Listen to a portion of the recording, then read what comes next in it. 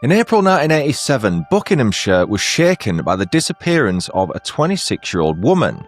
Bright, ambitious, and fiercely independent, she had a whole life ahead of her. What started as an ordinary Easter weekend turned into a mystery that would haunt her family and community for decades. For more than 30 years, the case remained cold, with questions left unanswered and leads going nowhere. How could something so shocking slip through the cracks? And what finally brought answers after so many years? In this episode of British Murders with Stuart Blues, I take you through the story of Shani Warren, her life, the mystery surrounding her disappearance, and the incredible developments that eventually cracked a case that had remained unsolved for over 3 decades. When it comes to historic cases from the 1970s and 80s, it's crazy how many of them just sit there gathering dust for decades. Some remain unsolved to this day. No leads, no suspects, just families left with a lifetime of questions. But in some cases, bit by bit, technology catches up. DNA analysis gets better. Databases are introduced and continually increase in size. And suddenly someone who thought they'd got away with murder hears a knock on the door 30 years later and opens it to reveal a couple of police officers standing there with handcuffs at the ready. It's becoming more common now, and long may that continue. One such case is the story of 26-year-old Shani Warren. Shani lived in Stoke Poges in Buckinghamshire, which is a quiet little village not far from Slough. She lived in a house on Neville Close that technically belonged to her parents. They owned it, but they rented it out to Shani, who in turn took in a couple of female lodgers to help with the bills. Therefore, Shani lived there almost like a housemate rather than the owner's daughter or a landlord. Her dad Joe worked from home, and she had 2 older brothers, Stephen being one of them. According to him, from the moment Shani was born, the whole family dynamic shifted. After 2 boys, suddenly there was a little girl in the house. Talk about a culture shock. And not just any little girl. Shani grew into this bright, funny, ridiculously lovable kid that everyone doted on right away. Her parents adored her, but she never let herself become the stereotypical spoiled youngest child. There's apparently a photo of her that her mum took on her first day of grammar school. In it, Shani is apparently standing there in her smart uniform, pulling her face because she thought the whole thing looked a bit staged. Anyone that's tried to take a nice photo of their child, I'm sure, can relate. But that was just her humour. Dry and observant. Understated, but sharp if you caught it. Very British by the sounds of it.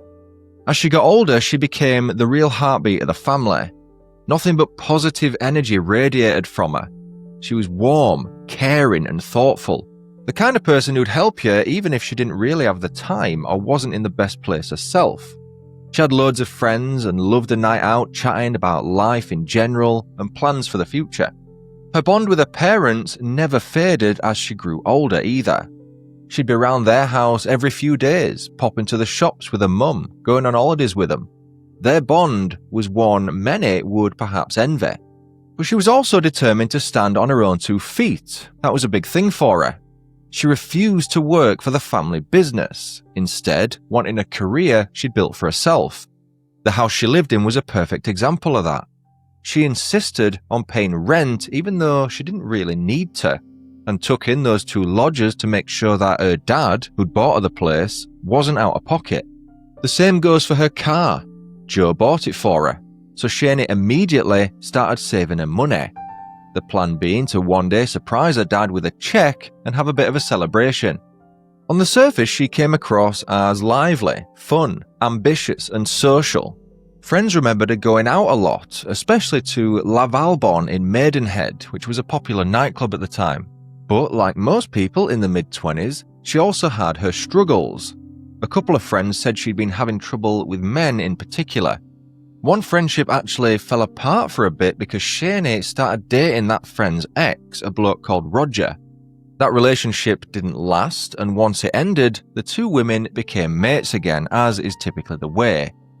People remembered that Shani tended to pull away from men if anything started to get too serious.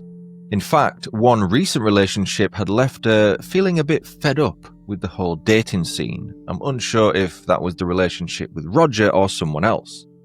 And this was in the late 1980s, remember, so the AIDS crisis was everywhere you looked, and it petrified Shani. She got it into her head that she might catch it somehow, and that her mum would end up having to care for her. It became a real anxiety for Shani. Friends also said she could switch moods quite quickly, feeling low one day and top of the world the next. One doctor described her as having a nervous nature, but none of her doctors ever thought she was suicidal, which is important to note. You'll see why as the story progresses. She wasn't on antidepressants, wasn't flagged as being a risk of self-harm, and wasn't someone people worried about at all in that regard. She was just Shani, a kind-hearted, upbeat, healthy and active young woman with a big social life, a close family, and a future she was building for herself. And then, one weekend in 1987, that all changed. On Thursday, April 16th, the night before everything happened, Shani actually met up with her ex, the aforementioned Roger. She'd phoned him out of the blue and suggested they grab a meal in Maidenhead. She seemed totally relaxed and even happy, like it was just a nice catch-up with someone she used to care about. There was nothing odd about her mood at all. They'd even planned to meet up again, so it clearly went well. But even after that late evening out, Shani was up bright and early on Good Friday, April 17th. She drove over to her parents' house in Gerrard's Cross, which is only about 10 minutes from where she lived. She'd arranged to pick up an extension lead for her electric lawnmower because she planned to do a bit of garden maintenance that day. Only her dad was in that morning because her mum was down at the family flat in Bournemouth. The plan was that Joe and Shani would drive down to Bournemouth on Easter Sunday to meet her mum there for lunch. It was agreed that Joe was going to do the driving, so he said goodbye to his daughter and reiterated that he'd see her on the Sunday morning. With that, she headed back home and spent most of the early afternoon mowing the lawn. Both lawns, actually, front and back. Just what you want to be doing on a Good Friday. Once she'd finished, she bagged up all the grass cuttings into black bin liners and chucked them in the boot of her black Vauxhall Cavalier. Shani was last seen driving off towards her parents' house again at around 6 p.m. by one of her lodgers, the idea being that she'd dump the cuttings on their compost heap. Back at the house, she hadn't mentioned any big plans for the evening to her lodgers. She told one of them she was going to nip out and grab an Indian takeaway and would be back not long after. And that was it. Nothing dramatic, just a bog-standard, uneventful Friday night. Her mum actually tried ringing Shani that night, but she missed the call. Tragically, that would be the last chance her mum would ever have to speak to her daughter. When Shani didn't come home for a few hours, her lodgers didn't think anything of it. One of them said Shani was the sort of girl who'd easily get sidetracked or change plans on a whim, so they weren't at all concerned. By around 6:50 p.m. though, someone noticed a black car pulled over in a lay-by on the A4 Bath Road. But this wasn't just any lay-by. It were one of those spots where lorry drivers regularly park up overnight. One such driver clocked the black Cavalier with the door not quite shut, but he just assumed whoever owned it had broken down and gone to get help. When he came back the next morning to get his truck, the car was still there. The door was still ajar. Even so, he thought nothing of it. That lay-by, by the way, is in full view of the Great Western Main Line, and it's estimated that roughly 50 trains will have gone past between 6 and 9 p.m. that night. You'd think someone might have noticed something odd, but if they did, no one reported it. Inside the car were the bin bags full of grass cuttings Shani had mowed earlier, still sitting in the boot or trunk, and an Easter egg was sitting in the driver's footwell. Nothing was damaged or missing, and there was no sign of a struggle, just a perfectly normal car abandoned in a random lay-by, about 5 minutes from the centre of Maidenhead on the London side. By the Saturday, April 18th, Shani's Cavalier was still sitting in that lay-by. It was in the exact same position with the same door slightly open. Whoever had left it there clearly wasn't coming back for it. At around 6:30 that evening, a woman out walking a dog near Taplow Lake, located right next to the A4, spotted something floating in the water. At first, she thought it was rubbish or maybe an animal, but as she got closer, she realised she was looking at a pair of hands. The witness, who has since passed away, said she remembered the nails in particular because they were beautifully manicured, and those hands were tied with something red, which police later confirmed was a set of car jump leads. Shani was found floating face down in the lake. Her hands and feet were bound, a yellow tow rope was wrapped around her, and she'd been gagged with a blue scarf. When officers pulled her from the water, it became even clearer how tightly she'd been restrained. Cloth was wrapped around her head, knotted at the back. Ligatures were present on her wrists and ankles. This wasn't just some minor binding, it was controlled and deliberate. There was also clear bruising on her neck, along with tiny pinprick hemorrhages around her eyes, face, and scalp. Those injuries pointed strongly towards some form of strangulation happening before she entered the water. So you'd think at this point the reaction would be, right, this is 100% a murder. But no. Believe it or not, police initially treated Shani's death as a suicide. One of the senior detectives even said it wasn't clear whether she'd been murdered or had managed to bind and gag herself. I mean, come on. Surely tying yourself up with jump leads and placing a gag in your own mouth before drowning is not exactly a standard method of taking your own life. That theory has aged like milk. Forensic tests couldn't pinpoint an exact time of death, but it seemed likely Shani had died on Good Friday evening, not long after she left home. A murder investigation didn't even begin until 4 days after her body was found, and that only happened because the post-mortem confirmed she died by drowning. But even those findings were messy and controversial. The pathologist at the time, the late Dr. Benjamin Davis, noted a few bruises here and there. He described her lungs as bulky and doughy, her liver swollen, and the hemorrhaging on her face and around her eyes was very noticeable. The ligatures were described as being loosely tied, which he suggested could mean she tied them herself. He concluded that Shani had drowned and that there had been some act of strangulation beforehand. But despite that, he still leaned towards suicide.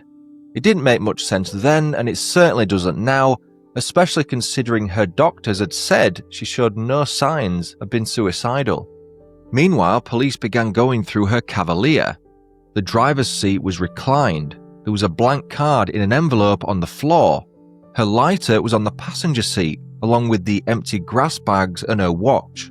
Under the steering column was an Easter egg she'd bought for Roger, and in the undergrowth near the car, police found her credit card holder, the bag for her tow rope, and a thank you card to Roger for their dinner the night before.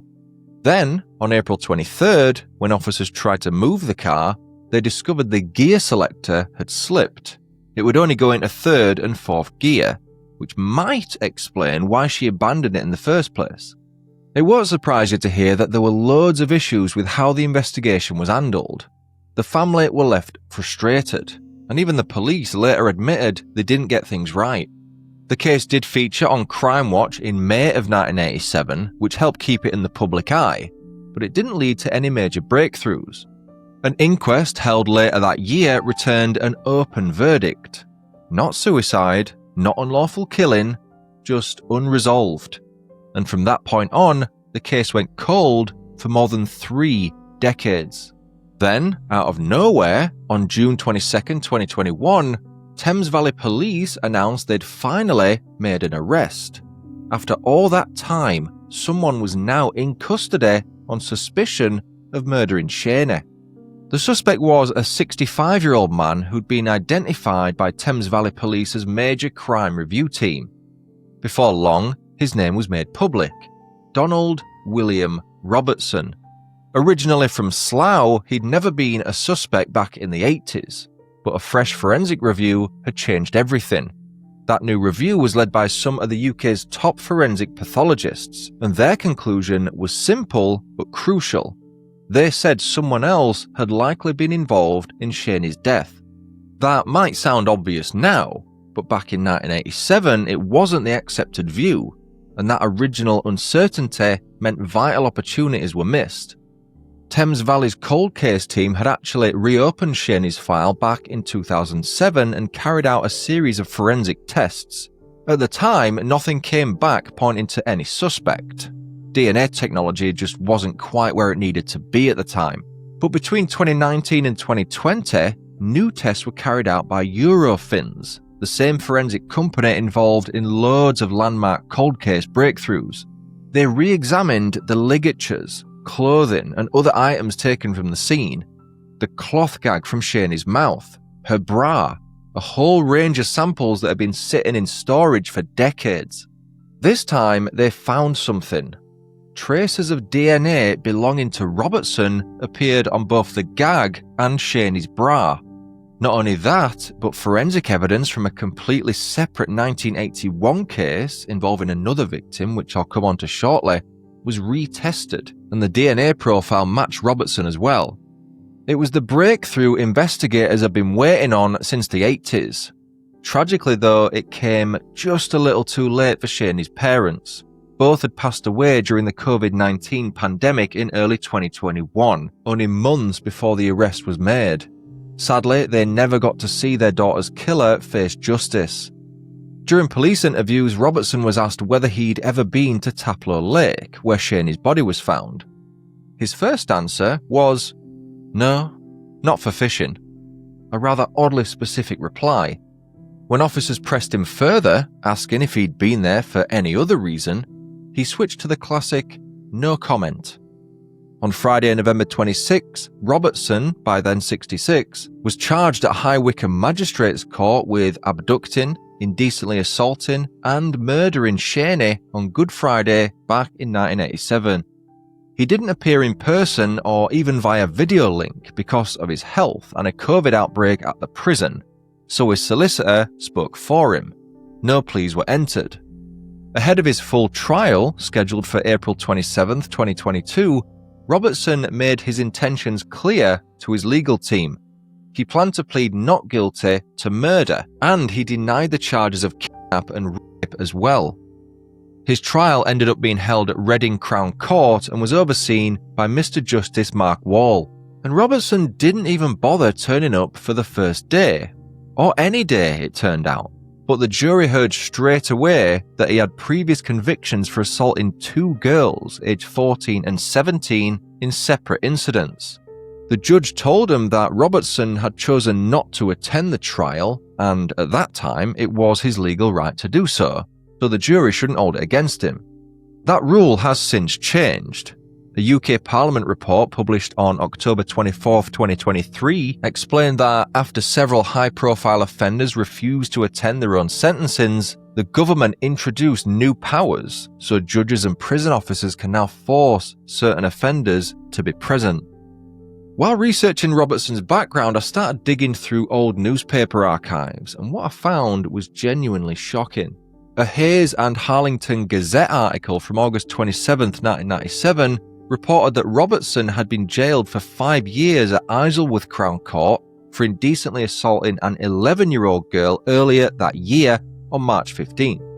He was living in a hostel on the Greenway in Uxbridge at the time.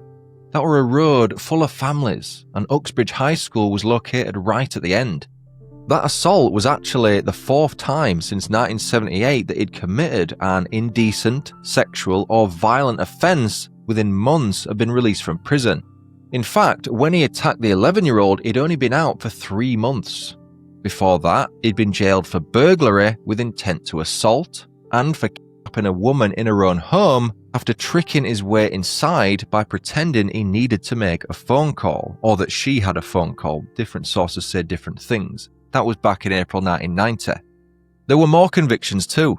The attempted assault of a 15-year-old girl, and the assault of a 14-year-old girl.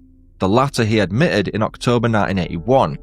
He was also linked to the kidnap and rape of another girl aged 16 in Slough in July 1981. She'd been walking home when she were attacked.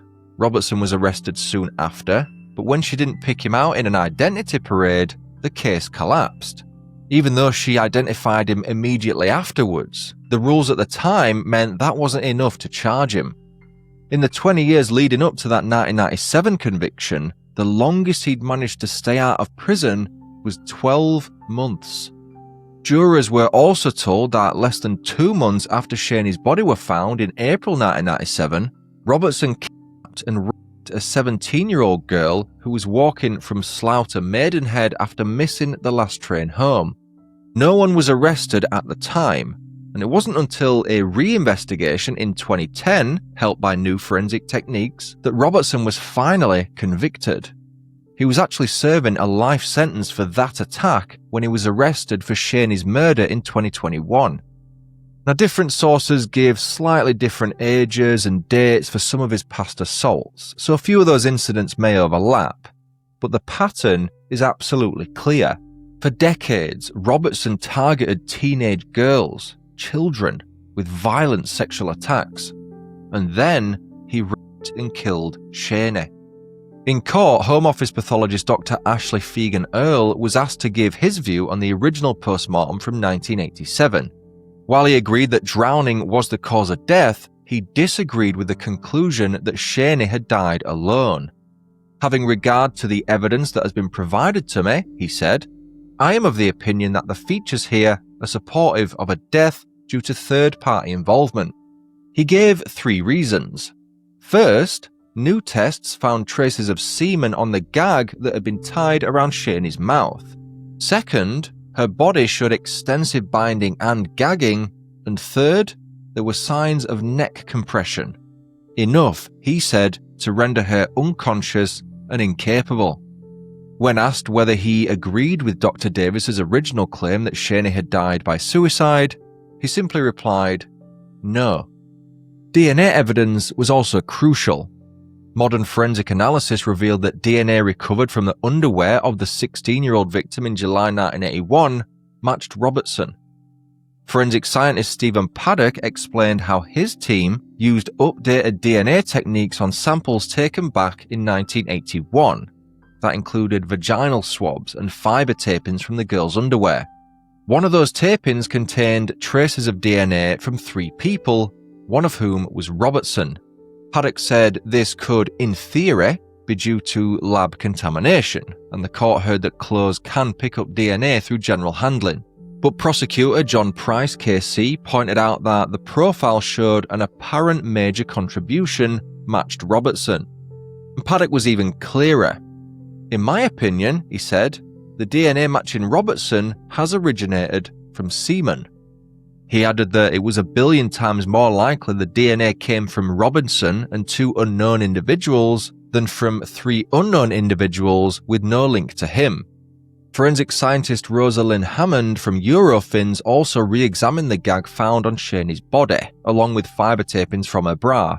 Traces of semen were found on the gag, and she told the jury there was nothing to suggest that Robertson's DNA had somehow been transferred onto the bra after the original tapings were taken in 1987. On May 19, 2022, Robertson was finally handed a life sentence with a minimum term of 30 years after being found guilty of the false imprisonment, kidnap, indecent assault, rape, and murder of Shani Warren.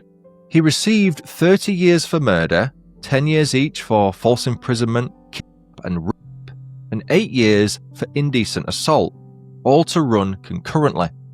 The jury reached their verdicts in just 7 hours and 18 minutes, and by all accounts, Robertson didn't attend a single day of the trial.